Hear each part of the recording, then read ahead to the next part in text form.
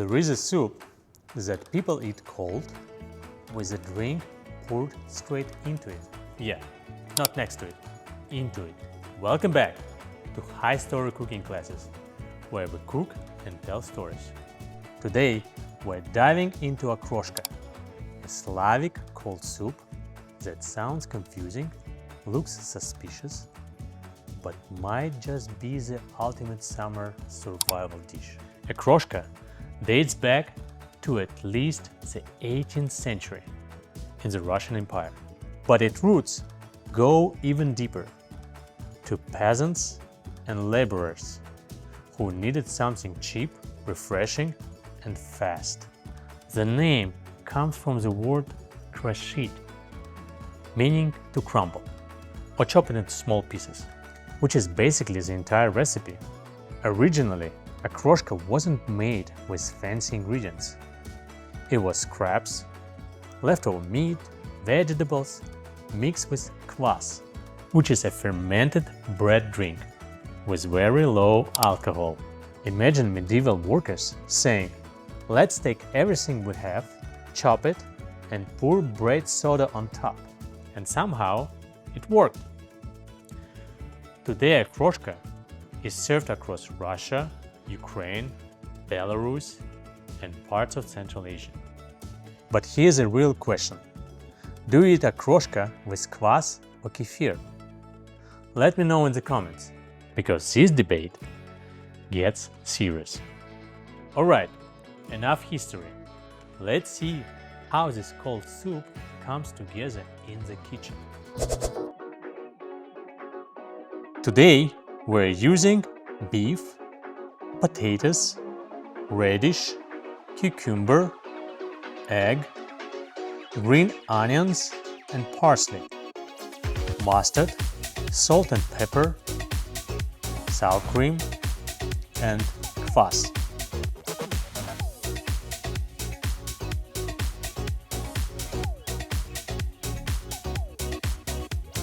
First, bake the beef and potatoes.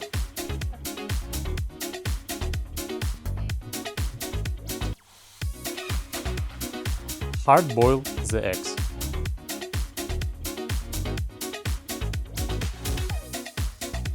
While everything is cooking, let me tell you how this simple dish became a cultural icon.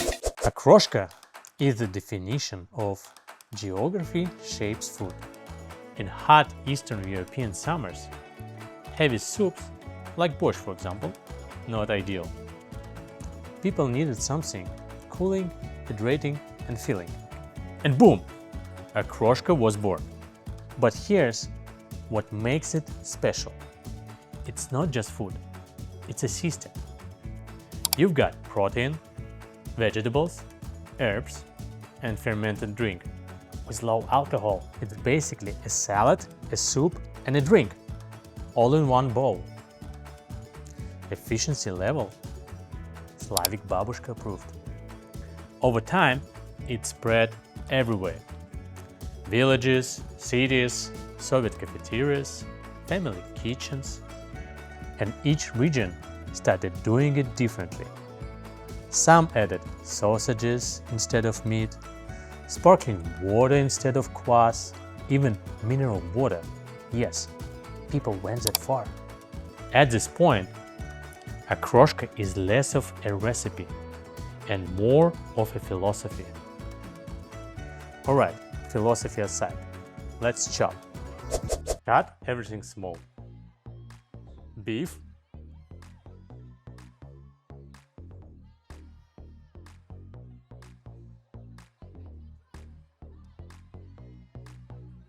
potatoes, eggs,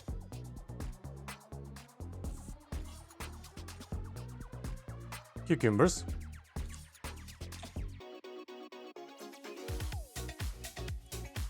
radish,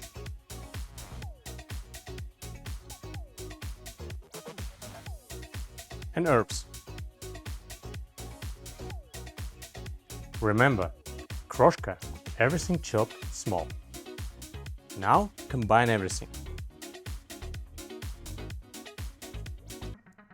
add sour cream, a little bit of mustard, salt and pepper, mix it well, and now we're one step away from turning this into something controversial, because what comes next is where friendship ends. Okroshka isn't just food, it's a summer ritual. It's eaten cold, sometimes ice cold, often served during hot summer days, after work or at family gatherings. In Soviet times, it was a staple in canteens. Here's a fun fact. Some people prepare the base in advance and only add the liquid right before serving, because once you pour it in, there is no going back. You have to finish it. Another fun fact. Kvass-based okroshka is slightly sweet, tangy and refreshing. Kefir-based okroshka, in the meantime, is creamy, sour and heavier. So basically kvass means summer soda vibe, while kefir is yogurt soup energy. And yes, people argue about this like it's football. Alright, let's settle this debate the only way we can, by tasting. Pour kvass or kefir? By the way, which one are you choosing?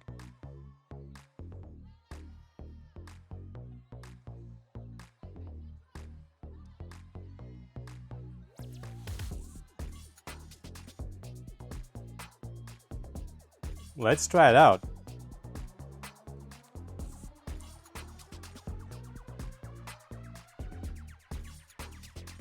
It's cold, refreshing, and crunchy. I don't know why it's actually good. It's like a salad, a soup, and a drink had a very unexpected child. I get it now. If you enjoyed this episode, don't forget to like and subscribe. And join us every week, because next time we're cooking a dish that is now considered as one of the best hangover cures in the world. Trust me, you'll want to see that one. See you next time on High Story Cooking Classes.